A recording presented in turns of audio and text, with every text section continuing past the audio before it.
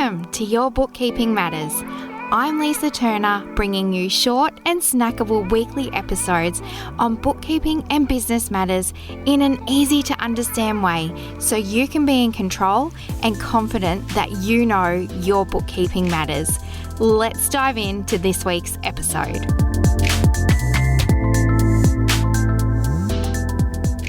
Hello, and welcome to a guest episode of Your Bookkeeping Matters, where the fun and brilliant Karlie Plowman from the Techno Bird joined me for a chat, a little longer than usual because we had so much to talk about.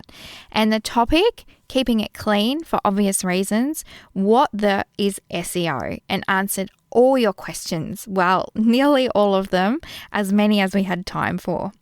My favourite part is where Karlie gives a great analogy on buying trees, my other favourite topic being plant related, to help understand the difference between organic SEO, search engine optimization, and Google paid ads.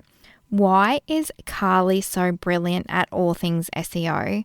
Well, before the show, we chatted about so many other off-topic things, one being this is her 10th year in business as a website designer, SEO specialist, and biz mentor, and that is a huge achievement in itself.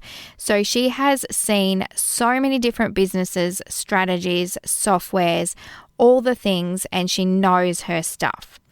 Now, after working together for a while now, I can see without a doubt how passionate she is about helping small business, particularly mums and female-led businesses, by breaking down SEO so that it is not in the too hard basket, so you can grow and reach those business and financial goals.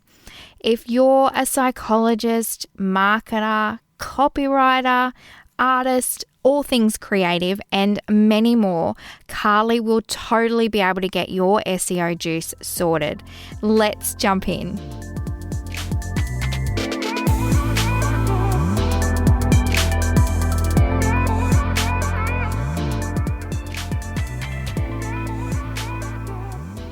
Hello to you, Karlie, and welcome to today's episode of Your Bookkeeping Matters.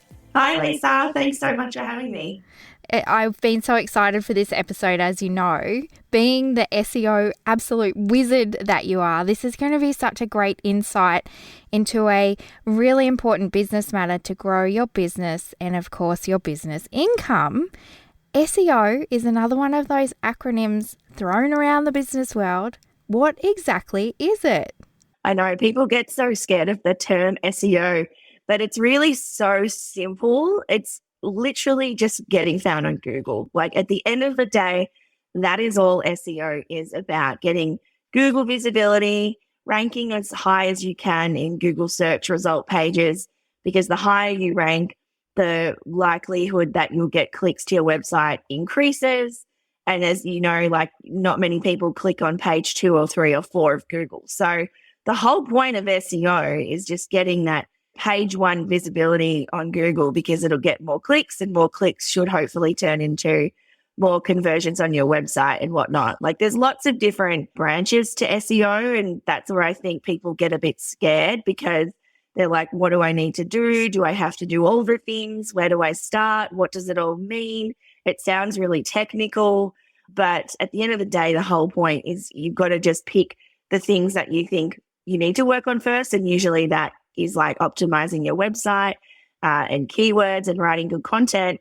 And then once you've got all of that sorted, you can work on the more fun side of SEO, which is called off-page SEO. And off-page SEO is doing things like social media marketing and email marketing and Google ads and all the things to drive people to your website. But yeah, the whole point of any of that is literally just to get yourself found on Google as high as possible. So in a nutshell, SEO, search engine optimization, is literally just helping people find you. It's not as big or bad as people might think it is. Exactly. That's the whole point of SEO. And yeah, like you said, getting that top visibility on Google is where you want to be for as many keywords, as many relevant keywords, I should say, as possible, because then, you know, you're going to reach a wider audience because you're attracting people for different phrases that they ask or questions that they ask or queries that they type into Google. So yeah, that is the whole point of it. Yeah, because they're going to type in different questions than what you as the business owner would, because they're thinking of different things than you. What kind of impact then or cost would this have if I don't do it straight away and leave it for a few months or a few years into starting my business? Yeah, that's a good question. Like, when should you start your SEO journey? Which I hate that word, but it kind of is. If you're a brand new business with a brand new website, then SEO should be one of the main things that you focus on from the get-go, because the sooner you have all the things in place, the sooner Google can come and crawl your website and get a really good understanding of what it is that you do and what you sell and who you're trying to reach and target and all those things, rather than sort of leaving it 2, 3, 4 years down the track and kind of like an afterthought.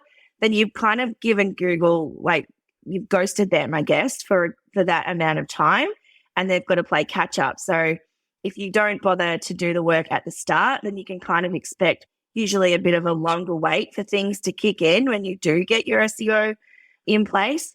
But it doesn't mean that you can't still see success if you do leave it later as well.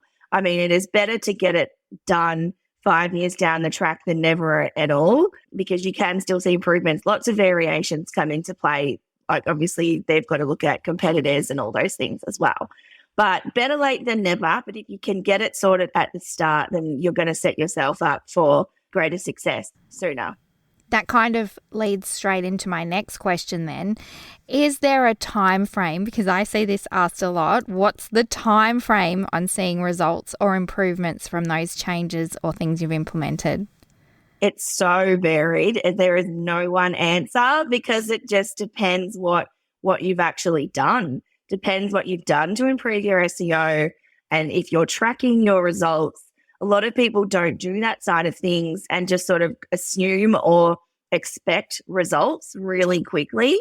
Sometimes these things can take 12 months, really. Like, SEO is not a quick fix. It's not an overnight thing. It is a longer journey. And I guess compared to like Google Ads, there's a little analogy I like to explain or use when I'm talking about the growth when it comes to organic SEO and like Google Ads. Whereas it's like, if you go to a nursery and you buy, a fully grown tree and plant it, that's the Google Ads version of SEO. But if you go to a nursery and you buy the seeds and you plant the seeds and wait for it to grow and nurture it over time, then that's a longer process, but it's organic and usually costs less.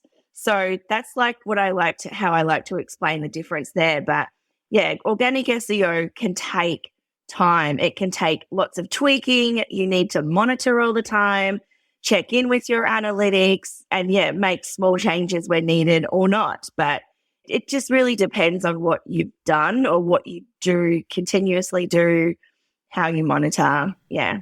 It's a very common answer of my own. It depends. So, and I really wanted to highlight that, because people think, oh, I've had my SEO done. Why aren't I on page 1? So it's really important they understand that it's not overnight. Let's take it a step right back to the start then. What is the very first thing I should do with my website SEO? Definitely optimizing for SEO. And when I say optimizing, that usually includes making sure you have the best and right keywords in your website, where both Google need to find them and that humans will naturally look for them. So that is making sure that you have the right words and phrases that your audience or target audience or clients or customers are likely to type into Google in order to find the solution to their problem, whether that be a service or a blog or a product, depending what it is that you do. And optimizing your website with all those keywords, making sure all of the technical side of things are done in there. And that can mean things like making sure that your site's really fast and it's optimized for size as well, especially important for people that add lots of content to their site all the time, can really like slow down a website's speed and how when people go onto a website, how the content sort of is formatted. So those things are really important to do. And at the end of the day, making sure that your content is really good as well, making sure you've got really good stories on your website, that people come to your website and know exactly what it is, what you do, who you target, where you are, what your name is, those really basic things are all part of website optimization as well. And then there's the other side of things that include like customer journey. So making sure that from start to end of someone's experience on your website is really smooth and easy and memorable, and they're not getting stuck with broken links or broken pages or dead ends. And 50 pop-ups. Yes. Oh my God. Pop-ups. So annoying. Pop-ups can work if done properly, but nothing annoys me more when I go into especially a clothing store, for example, and you're just smashed with pop-up after pop-up in the corner as you exit, and you click the exit button, but it keeps coming up. Like, it's so annoying. It is the fastest way to lose a transaction on your website. So yeah, those things come into it as well. But definitely optimizing your website as best as you can is the first thing anyone should do when it comes to SEO. And like you said, that's kind of building the foundations for success. As your business grows, you'll have more of an idea of what you want in there. But if you start how you intend to go ahead, then it won't be so much of a big change and so much work to do down the track, I imagine. Exactly. Like, get your ducks in a row at the start and get help. Don't be afraid of, looking for someone to help you. I know it's an expense, and especially for new businesses, you might not have that kind of budget, but I guarantee you in 2 years' time, you'll find that budget, because you'll be wondering why things are not happening for you and you're not getting visibility on Google and all those things. Don't be afraid. And there's lots of free resources out there as well. There's a million blog articles on all of this kind of thing, which also can be underwhelming, I get. Perfect, because that's one of my questions. What are your favorite apps or tools to help people when they're DIYing their SEO or knowing what to look for? Yeah, so one of my favorite tools is Google Analytics. One, because it's a Google tool. Anything Google you want, get on side with Google. And especially if you have a website up and running already, so that you can understand how your website actually performs. And that can include how even just people find you, what they're clicking on their website, what pages they're not clicking on your website, how they browse it and how they experience it. Google Analytics will tell you all of that, and you don't have to be, this advanced Google Analytics guru to understand it. Although in saying that, the new GA4 is not the best. I'm not real happy about the new Google Analytics, but anyway, we got to get used to it. That and Google Search Consoles, again, another Google tool that's free, tells you so much about your website performance, particularly the keyword performance and what people are actually typing into Google to find you. Other things like they send you a little message when there's an error on your site, which I think is just so good, because if you don't get that message, then how do you know, unless you actively audit your own website all the time? And then I guess my favorite paid tool is one called SE Ranking, and it's like an overall SEO website tool that you can do keyword research on, you can do website audits, you can do competitive research. It's really, really comprehensive, but what I like about it is that it's an easy user interface, compared to other ones that I've used like SEMrush and Ahrefs. They can get really technical and quite overwhelming, I think. And SE Ranking, I've tried them all, and it's by far my favorite. And I think it's also one of the most affordable as well. I believe I pay like $35 a month or something for it. And the amount of information I get on my own website and my clients' websites is phenomenal. So yeah, those are my top three. Amazing. And speaking of free resources and audits and things, what do you have available on your website that our listeners can download? Yeah, I've got 2 free resources on there. One is a DIY SEO audit. So basically, it's just a small, short guide on how you can look at and audit your own SEO. And that includes things like where your traffic's coming from and knowing where to find that information, and doing an assessment on your site speed and all those kinds of things. And the other one I have is a DIY keyword research PDF, where it tells you how to do your own keyword research and then where to actually put them on your website. That's amazing. When you're DIYing or starting out, I know lots of people like to know more about things before they get help from someone. And so they're a really great insight into SEO itself and working with you at the same time to give people a really good idea. I've had someone ask me to ask you, backlinks. Can you explain what these are and how they're a great little tool to help improve your SEO? So backlinks are basically links coming to your website from other websites. So it's other websites and other businesses and other people saying, this website is really good. They've got great content. Check out their products, their services. Here's the link. We'll send you to them. Here you go. And that signals to Google. It's like a popularity contest. You know, these are the cool kids. Go and check them out. And to Google, that says, oh, they must have really good content. We'll go and recrawl their website and have a look at what's going on over there. So it's really just other people vouching for you and your website, which says a lot to Google. But then at the same time, it's not all about getting as many backlinks as you possibly can, because in the past, that was something that Google actually looked favorably upon. That if they saw a website that had 2,000 backlinks, then they'd just see the number and be like, whoa, 2,000 backlinks, cool. Here's a bit of a boost in your Google rankings for all those backlinks. And they didn't actually check the backlinks. So a lot of them just came from bogus nothing websites. So it was not providing any value to anyone, but Google flipped that a few years ago now. I would even say like nearly 10 years ago, I guess.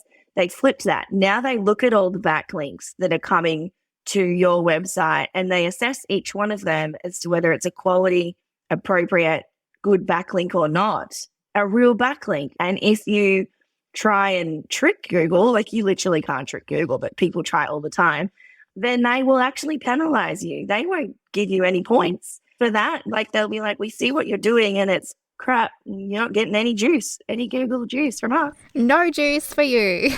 I work with a lot of e-commerce businesses.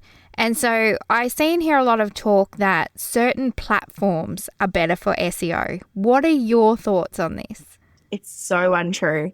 There is nowhere online that you'll ever see someone from Google say, we prefer WordPress over Shopify. We prefer Squarespace over Wix. It doesn't exist. It's a complete myth.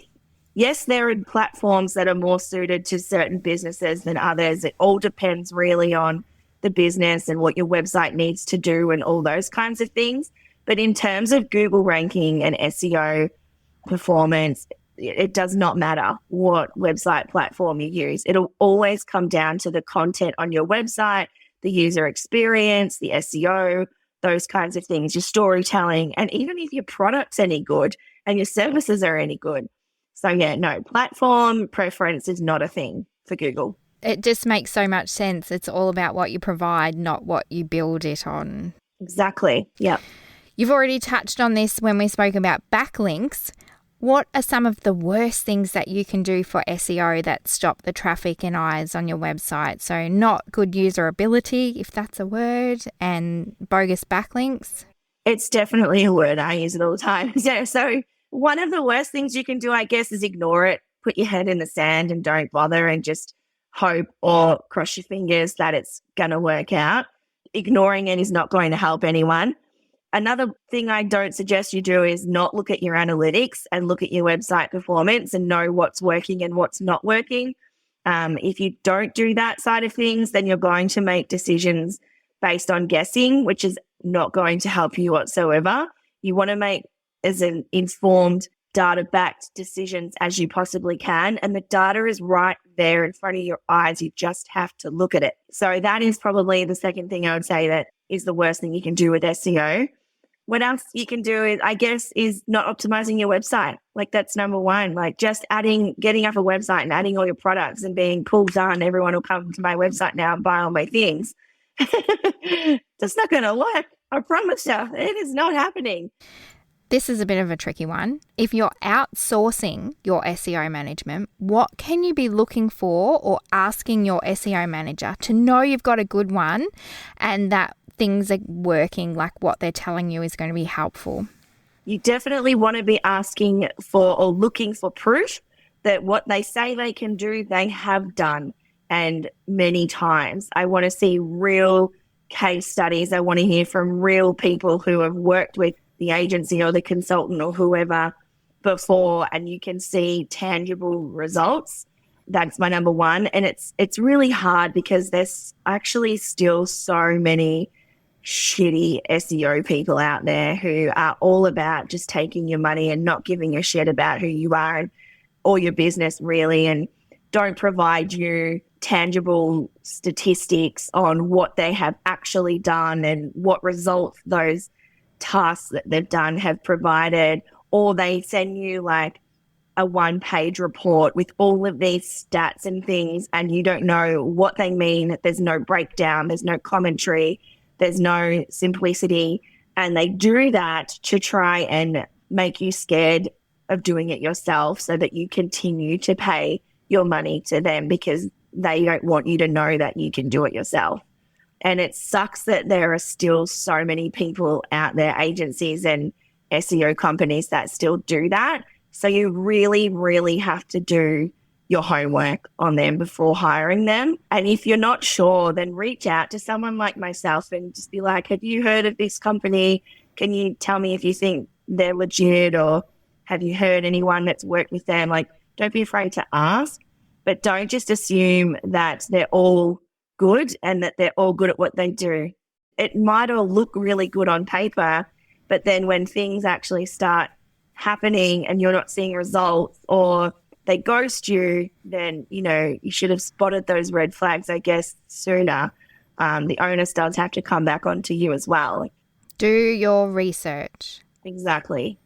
Ask questions, ask what deliverables you're going to give me, what updates am I going to get, how do we communicate, all the usual things that you ask when you're outsourcing anything, and just be really on it. Yeah, and trust your gut too. That's so important. Your intuition is so strong. People don't realize that gut feeling is for a reason. You have been so awesome. Any last SEO gems that you want to share today?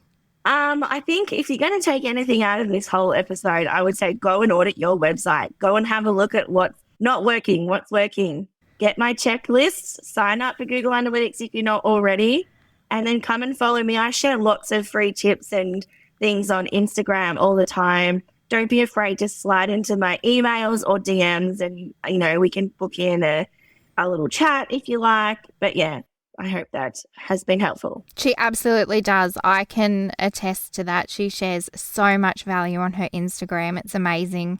I have 2 last questions for you that I ask everyone. What's your one big tip that makes your finances easier for you? Not doing it. Outsourcing it. I'm a creative. Outsourcing. It's the one thing I refuse to give up in my business. I don't care if I'm down to my last dollar. I will not give up my outsourcing to you guys because numbers are not for me.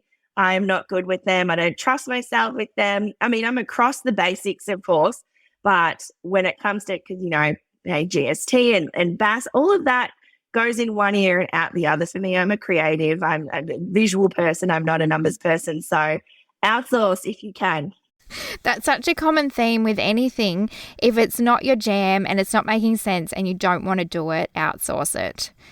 Is there any apps or processes that you use to help with that?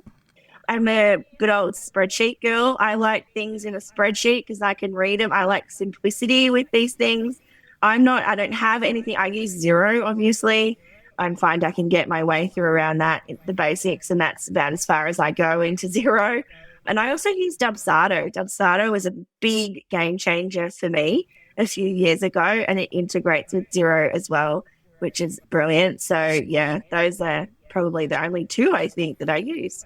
Yeah, brilliant. Thinking back to when your business first kicked off, and before we started recording that, we were talking about the big 10 years. What do you wish you did differently with your numbers back in the early days? Understood them. I guess I was a little bit of a stick my head in the sand kind of girl when it came to it. And for the first few years, I didn't make a lot of money. So I didn't, I wasn't paying GST or anything like that for the first 5 years, I think. So I kind of didn't worry too much about it. But then as my business grew and I was earning more money and I had to start paying more bills, yeah, and that's where I was like, okay, this is out of my wheelhouse now, and I need somebody else who knows what they're doing to manage this for me. But I guess, like, if I think back to when I first started 10 years ago, I would even just do a simple bloody spreadsheet and keep track of my expenses, because you don't realize, you think you work online that you don't have all these expenses, but you do, like all the subscriptions you sign up to and you forget about, and all that kind of thing. So just start with a simple spreadsheet, and then as your business grows, you grow that. And when you can outsource, then outsource. Brilliant. And I'll give my freebie a plug there, the P&L generator you can grab from my website, which is exactly that, a stepping stone spreadsheet. If you're just starting out or not sure what you're doing with your business, grab that. It keeps track of those expenses because they add up so fast. You have been an immense wealth of knowledge, Karlie, on all things SEO. Thank you so much for coming on again. My pleasure. Thanks so much for having me again. I love talking about SEO. I know. And it makes so much sense when I listen to you talk about it. Now, I know you hang out on Instagram. What's your handle, and is that the best place for people to find you? Yep, my handle is @technobird. I'm also on Facebook, but Instagram is where I live pretty much 24/7. Or you can go into my website, which is thetechnobird.com.au. Brilliant. I'll share that and everything else that you've shared on the show notes. And that's a wrap for this week's fun and snackable episode talking SEO. All your questions answered. If you loved this, please dive over and leave a review. It really makes me happy to hear how these episodes are helping you to learn that your bookkeeping matters.